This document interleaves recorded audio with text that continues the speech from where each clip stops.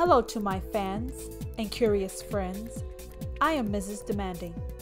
Now, before we begin, you can find this podcast show in iTunes, SoundCloud, Spotify, Google Play Music, TuneIn, and Stitcher.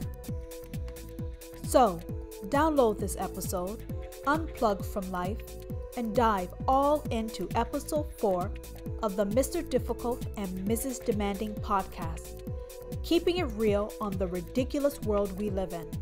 Today, we are discussing, what the fuck did you just say? Now, unlike the other people in your life, we actually care about what you think. So meet us halfway, take a tiny moment, and give our podcast and each episode a review rating. Arrogance comes naturally, humility not so much. Dismissive and irreverent to all. Unapologetic. Until I met my wife, that is. I am Mr. Difficult. You are lucky to have a wife and should thank the heavens to have me. I am Mrs. Demanding. I don't ask for much because I expect it all. Nothing but the best, and I don't settle for less.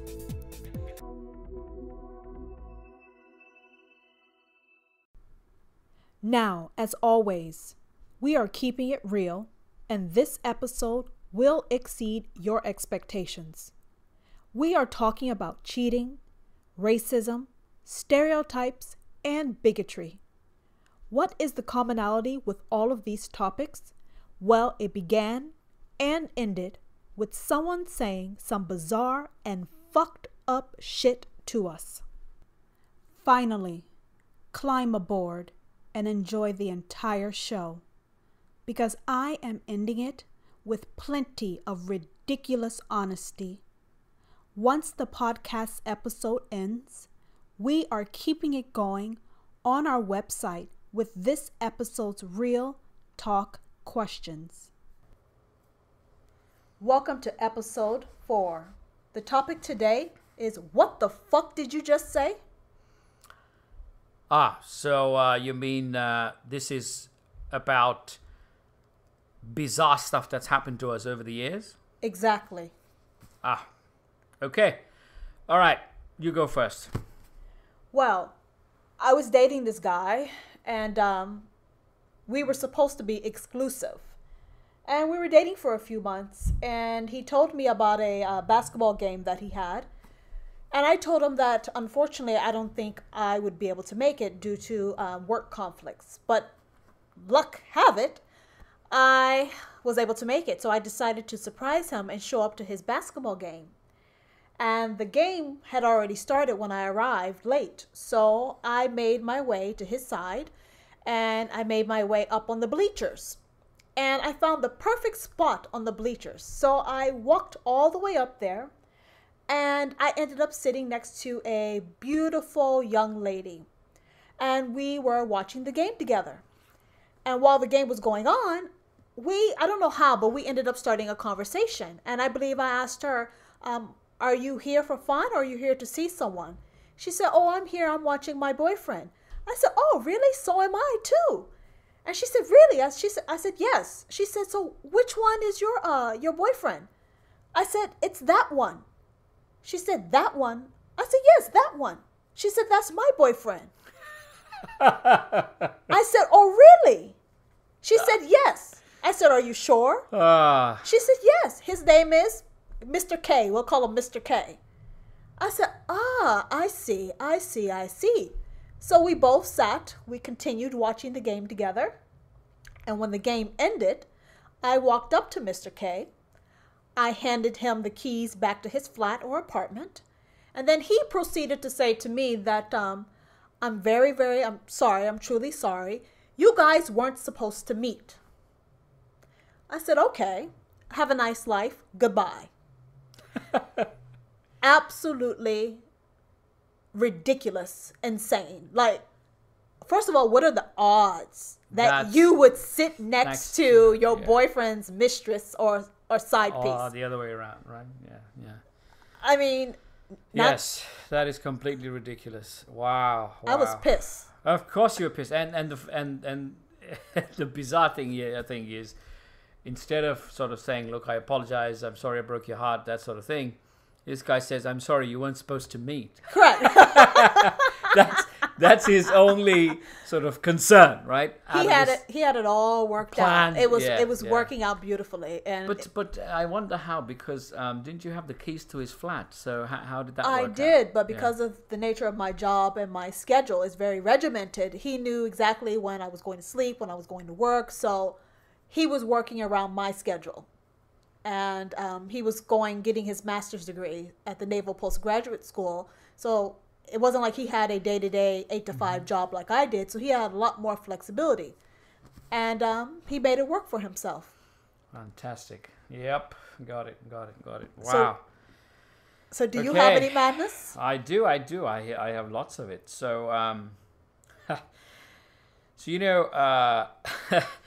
this is in 1998. I had just come to this country, right? In fact, I just arrived here from the UK. And this was my first time ever visiting a Safeway, right? This is the first ever time I stepped into a Safeway. And obviously, it's the first time, so I was buying a lot of stuff. So this is your first time in the country? Yes. First time. It was probably besides my second day in the country. And you're grocery shopping at an American grocery store?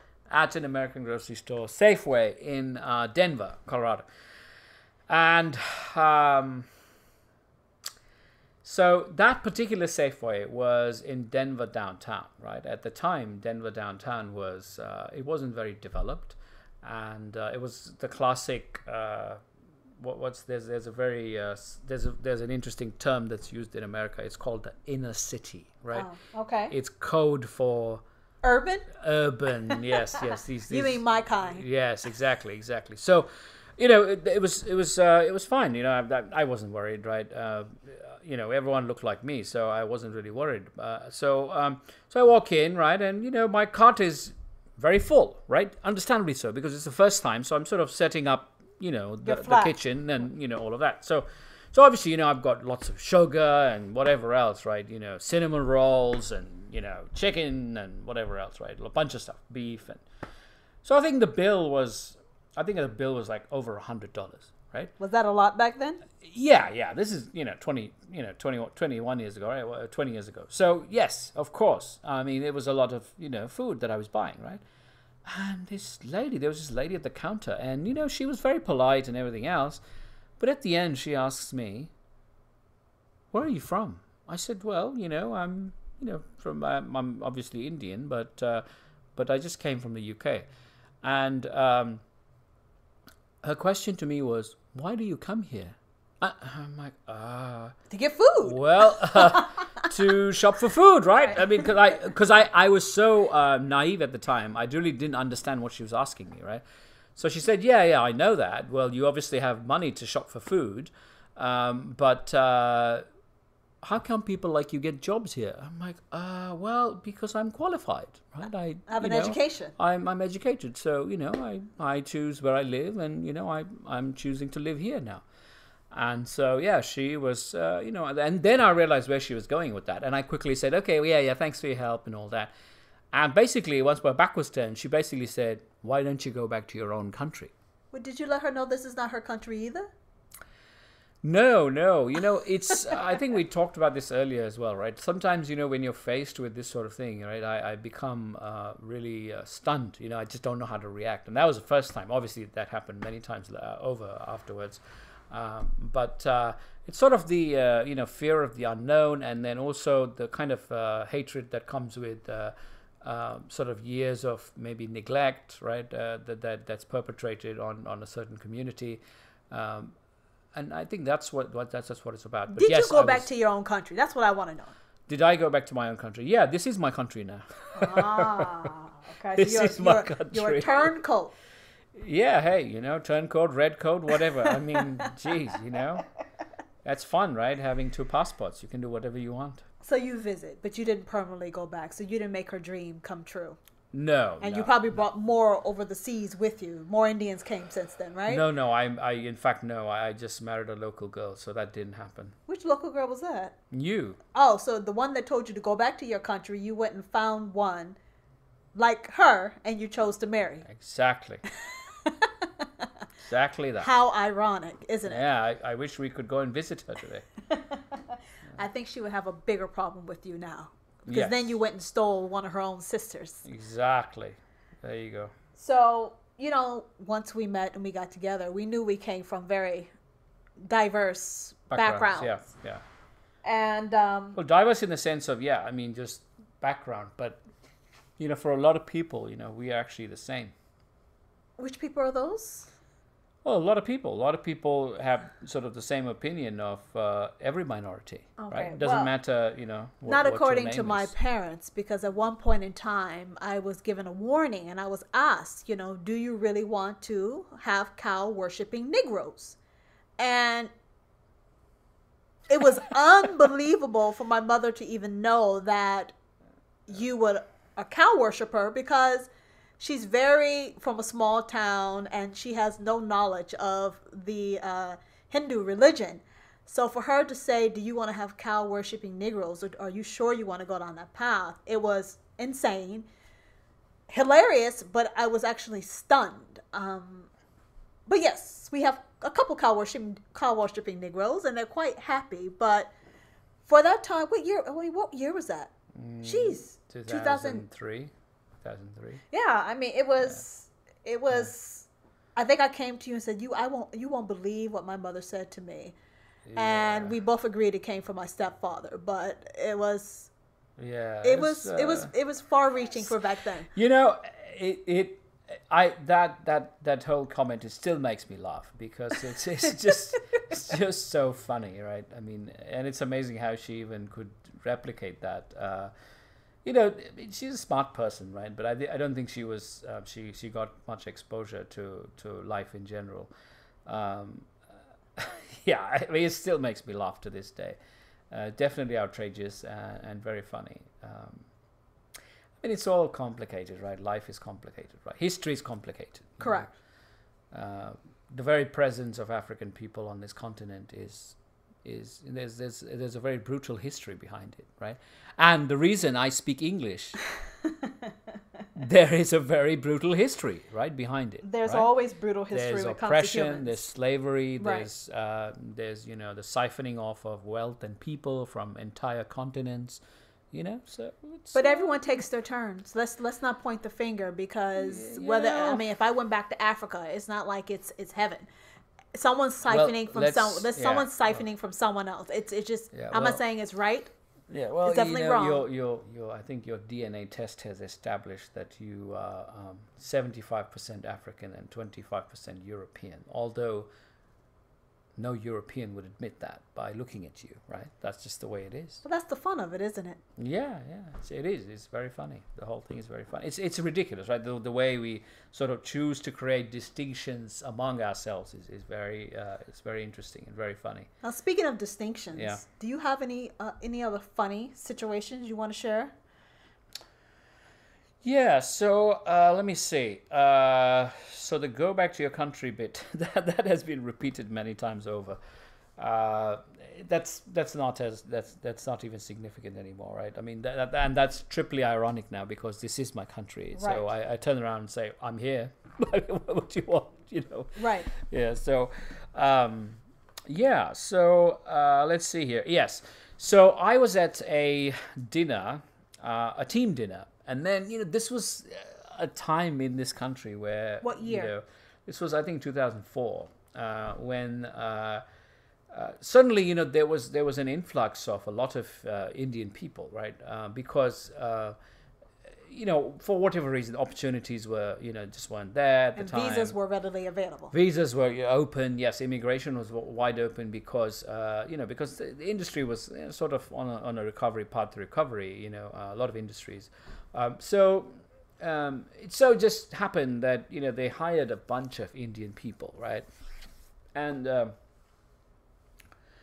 a lot of Indian people are very smart, right? I'm not saying they're not smart. They are smart, but they also have this sort of... You can't come to this country without having intelligence. You won't get a visa. Right. Having generally, that is true. I mean, there's some controversial things that have happened, and I since know that there's some of this happening. But anyway, but they come with a lot of prejudice, because you have to realize in India there's something called a caste system, and it's very well established, and some people say, oh, it was the British who perpetrated it and all that, but some people say no, it's thousands of years old.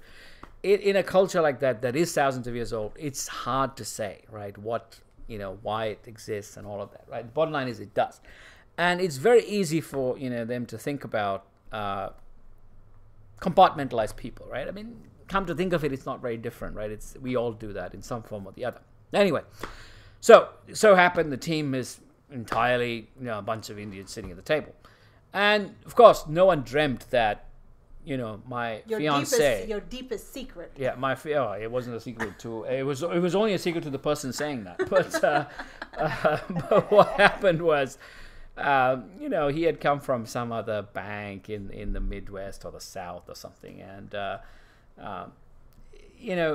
is a tendency for the new immigrant to to ingratiate themselves with the majority, right? They will kind of take on these opinions of people. Right or wrong or unjustified or not, they'll just sort of echo them and then parrot them, right? So you were sitting at dinner. I was sitting at dinner, and it's just kind of lobster, scotch, whatever, right? Kind of deal.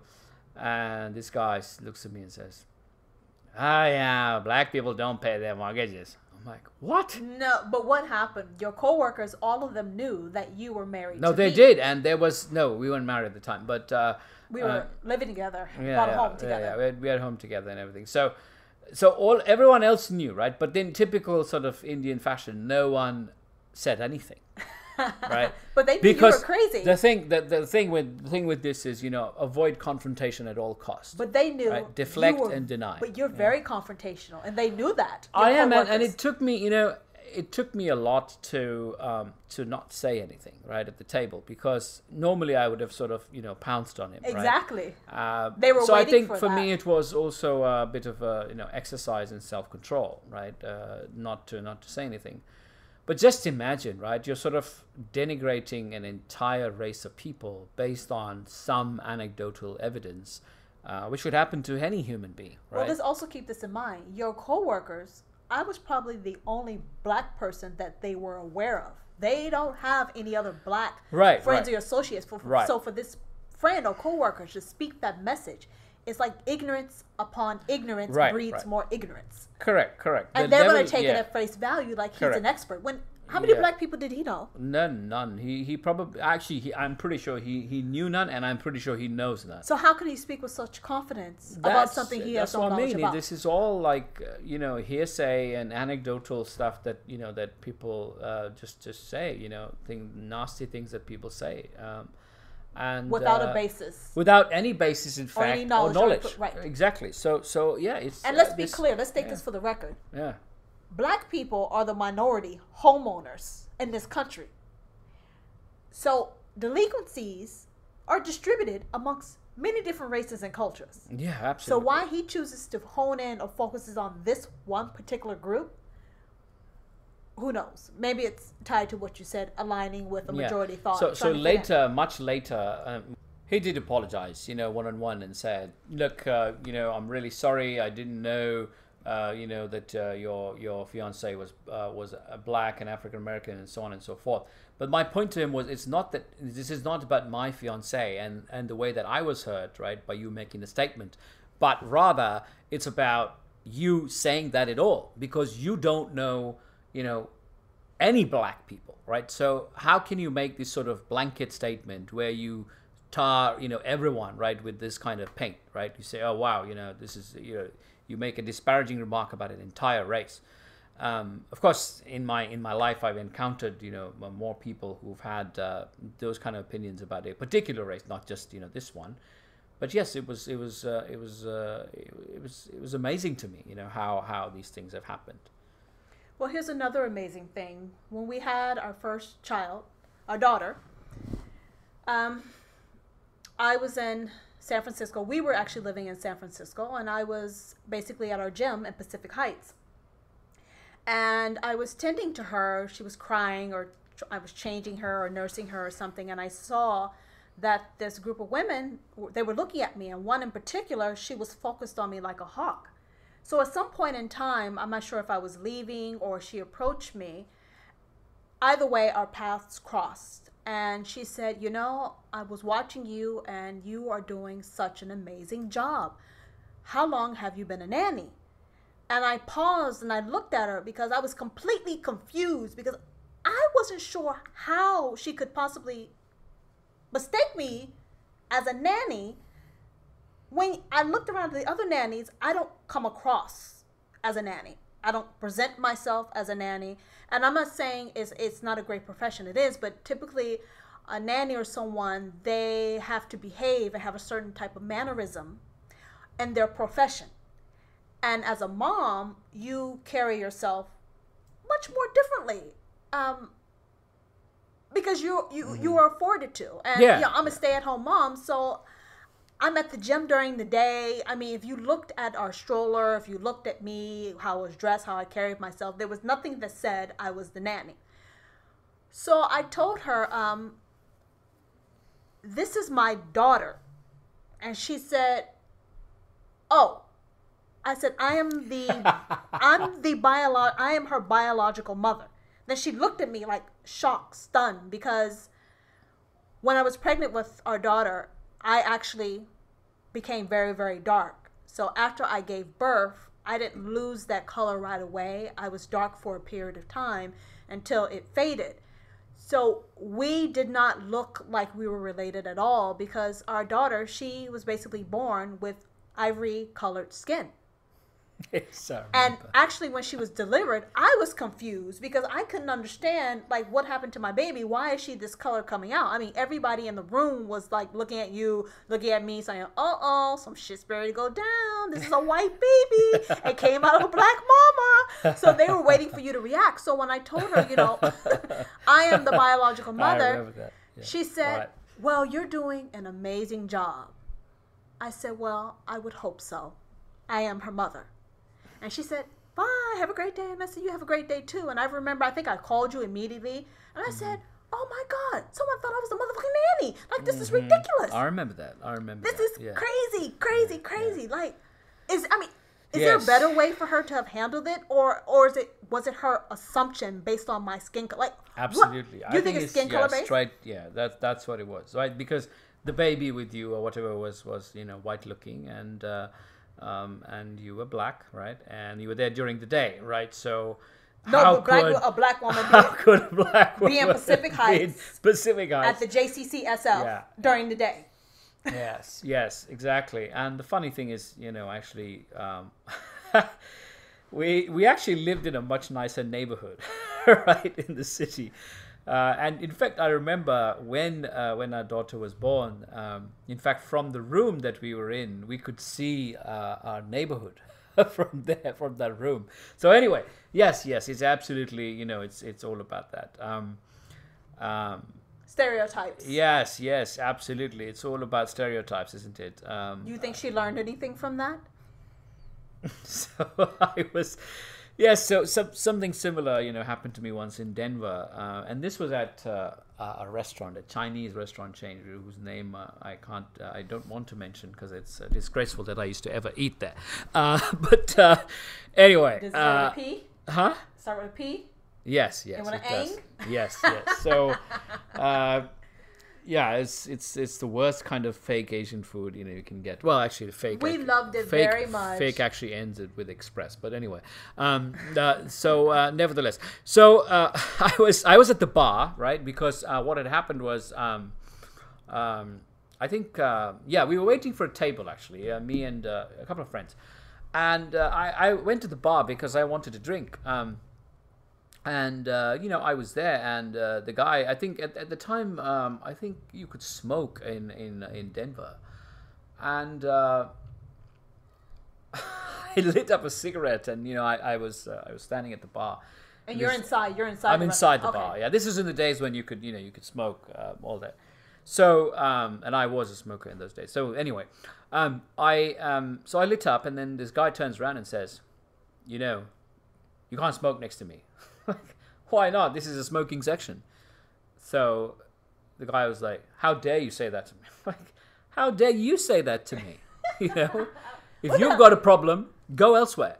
Don't sit in the smoking section. And the guy was, he was livid. I mean, he turned red, and, he started saying all kinds of stuff. Oh, you people, what do you think you are? And you should go back. And, so it's... And you still haven't gone back. Like, how many times did it take... Which is why it's so funny now. It's become like this fun thing for me, right? The next time anyone says that, it's like, hey, Weren't you told that last year while you were driving?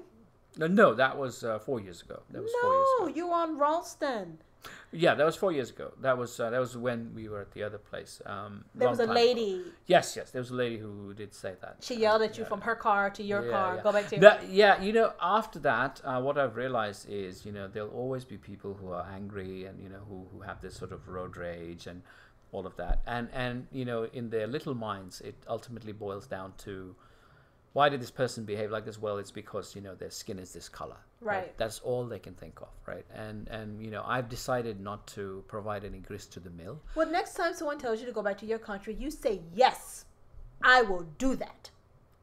And see how they react. Say, yes, I'm going to do that right now. Yes, I agree. You steal the thunder. Yeah. You steal the thunder from it. Yeah, it's... Yes, as they do, and it's funny, right? I mean, how do they know who you are? I mean, you could be like a third generation, person, right? And still they have the gall to say these things to you. So, well, all right, I'm going to top you off here. Okay, let's see. I was at a play date with our two kids, with some of their friends, and the kids. We're having a ball at the park. It was a beautiful day, and things were going lovely. I was getting along with the parents. We were chit-chatting, and we have a son and daughter, and the couple had a son and daughter. And I heard the daughter ask our daughter, does your dad live with you? Very nice. And I kind of looked to my left and looked to my right like, first, what the fuck did she just say? And why is she asking that? So I called our daughter over and I said, what did she just ask you? And she said, does our dad live with us? And I'm thinking to myself, where else would your daddy live? Like, why? She's seen you. She's seen me, your mom and dad. She's seen both of us. Why would she assume that we did not reside together? And the first thought would be, oh, maybe she thought you guys were divorced. But that's not true because I wear a wedding ring. So the next thing that came to mind is, okay, well, mom is black. Daddy is Indian. They must think that I am your side piece. And these are your bastard black kids. Because they are from a family of a similar origins, similar race. Mm-hmm. And they've probably never encountered in a situation like us where, black, Indian, black and Asian is quite rare. And a lot of Indian people don't leave their culture for someone of my chocolate excellence.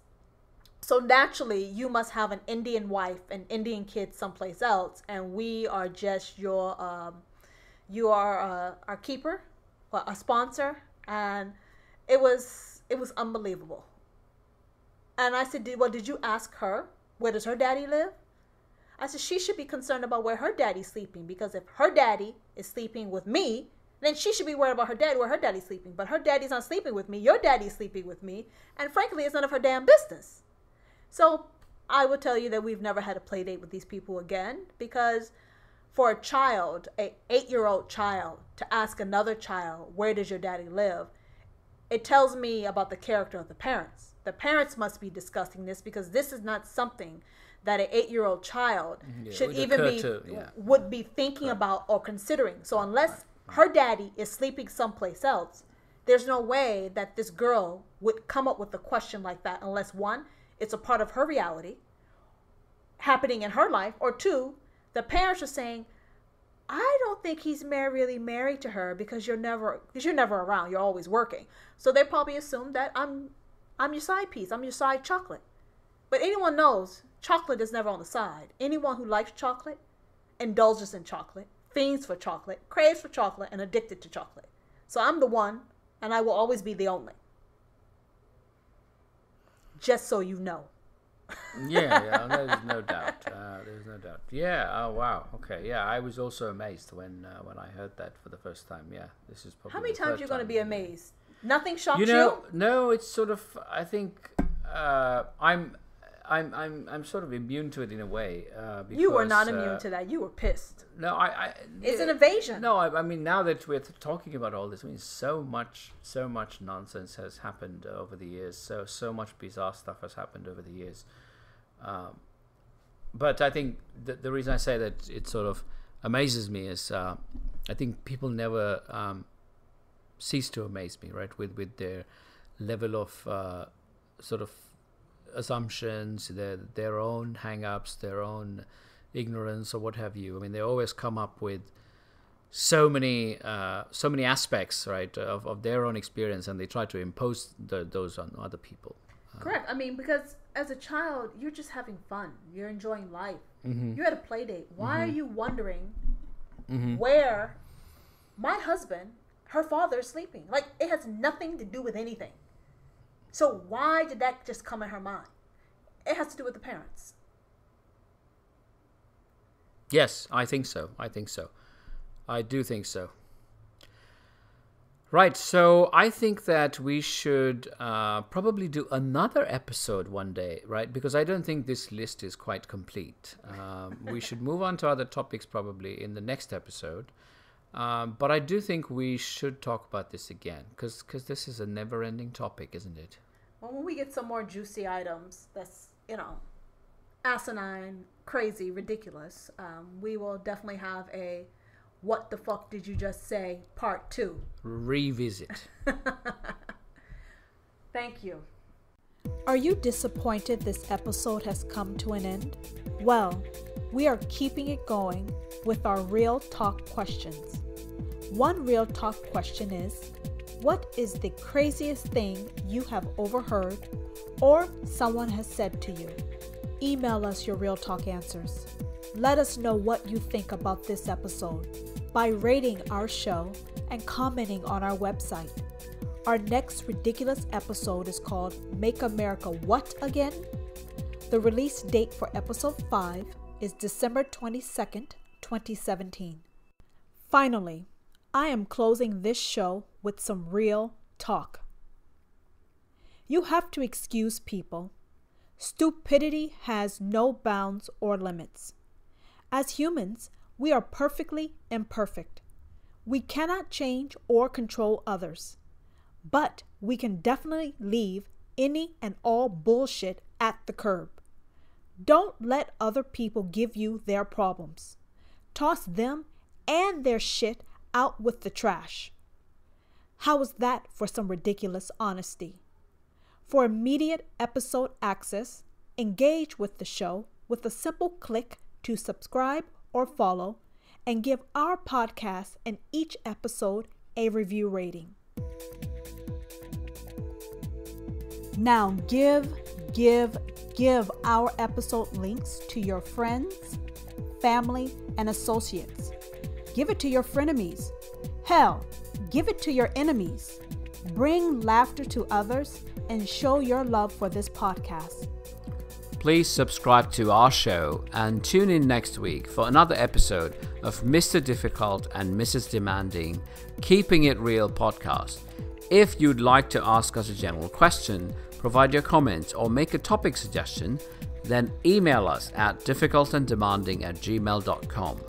Please follow the show on Twitter at Mr. D and Mrs. D, one word.